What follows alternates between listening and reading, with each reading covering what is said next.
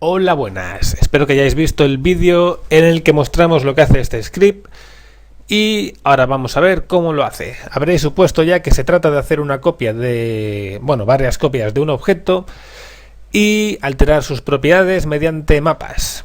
Bien, nuestro objeto principal va a ser este de aquí, así que lo designo como elemento. Voy a solicitar 20 copias por 20 copias. Y para ver lo que hago le daré a previo. Se me muestran aquí las 400 copias resultantes que, como están en el mismo sitio, no soy capaz de distinguir. Así que voy a establecer una distancia inicial de 20 por 20, lo cual coincide con el tamaño del cubo. Y lo más importante, lo más interesante sería ver las transformaciones, es decir, el cambio de posición, rotación y de escala. A las dos originales le añado una que es en la que voy a trabajar ahora y a la que llamaré posición Z. Le pediré que me muestre el resultado de la operación que estoy haciendo y lo que voy a hacer es pedirle que la posición en Z de los objetos dependa de la luminosidad de esta imagen de aquí. El máximo, es decir, lo que coincide con el blanco, llegaría a una altura de 200 y vemos aquí el resultado. Podemos cambiar este valor y también el mínimo, que correspondería con las partes más oscuras. También tenemos un valor adicional que es la base, que en principio está ignorado cuando la luminancia es menor a 0, pero que si ponemos un valor de luminancia hacemos que esa base corresponda con ese valor de luminancia. Fijaos bien, para ver lo que hace, haremos esto, iríamos de negro a blanco, pero al acercarse al valor de luminancia 100 nos acercaríamos a este otro valor. Bueno, si yo dejo la luminancia en un valor negativo, ese valor de base se ignora, estableciendo un solo rango, y vamos a dejar esto así. Lo que acabamos de hacer ahora con la posición lo podríamos hacer con la rotación también. Vamos a ver en una nueva operación a la que llamo rot-i qué sucedería con el mismo mapa. Selecciono rotación, mismo mapa, y le pido que el máximo sea de 90. Bueno, podría también variar esto para ver qué hace. Lo dejaremos en 90, así que también podemos hacer eso con la orientación y por supuesto con la escala. Añadiremos otra operación para seguir viendo más cosas. Bien, siempre partimos de la situación original que determinamos aquí, pero yo podría pedir como origen una operación anterior. Por ejemplo, podría partir de aquí y ahora hacer mi operación nueva, o podría partir de aquí. Y bueno, como siempre, pues podríamos aplicar aquí nuevos valores. Voy a coger este mapa y lo voy a copiar también en Z. Y tendríamos esto, es decir, partimos de la orientación inicial y entonces nos movemos. Por supuesto, si yo voy a la operación de la que dependo y la varío, el resultado también varía. Estoy cambiando la orientación inicial. Bien, fijaos, añadiré otra operación que cuando yo, de nuevo en Z, elevo los objetos, se hace según su pivote. Entonces lo que voy a hacer es pedirle que la orientación no sea la orientación original, sino que dependa de la orientación de rot-i.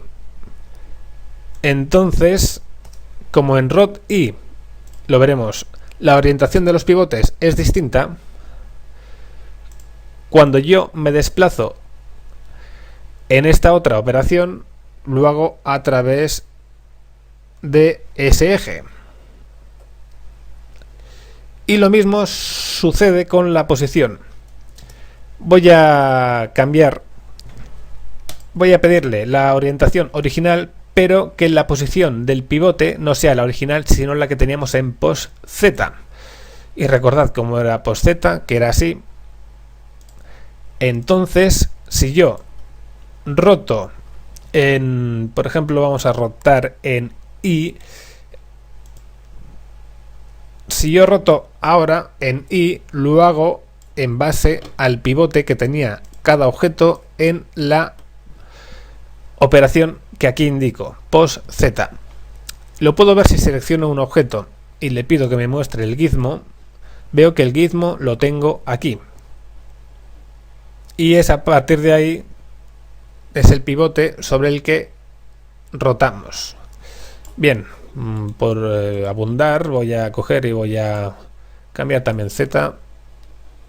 Y podemos ir cambiando y jugando con estos valores todo lo que queramos. Además de utilizar las operaciones que vamos haciendo, también podríamos utilizar un pivote especial que se llama universal y cambiar la orientación a partir de ese pivote. Bien, otra opción que tenemos sería la de utilizar un objeto externo, como por ejemplo una tetera, y utilizarla como una operación en sí mismo. Voy a aplicar esta operación especial, que es añadir registro mediante un objeto externo. Se me añade y se llama tetera.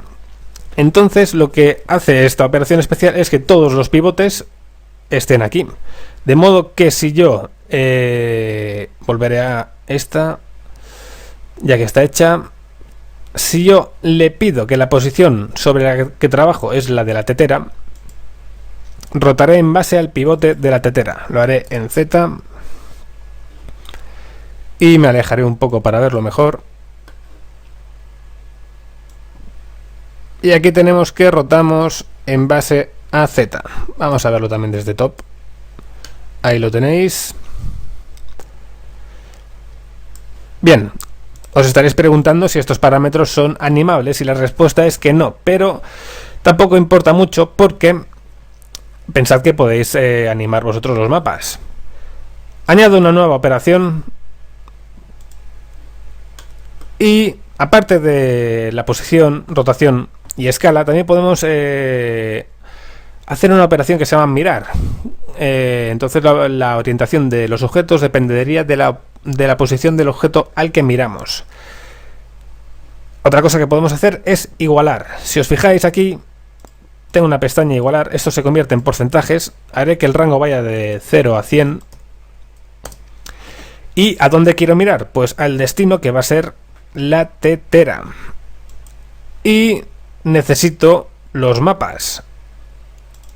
Voy a utilizar este como siempre en todos los ejes, aunque en realidad en Z no hace falta para este caso. Y aquí tenemos que los objetos se van acercando a la tetera. Entonces se trata de ir combinando operaciones y de obtener distintos resultados según los mapas también que vamos utilizando.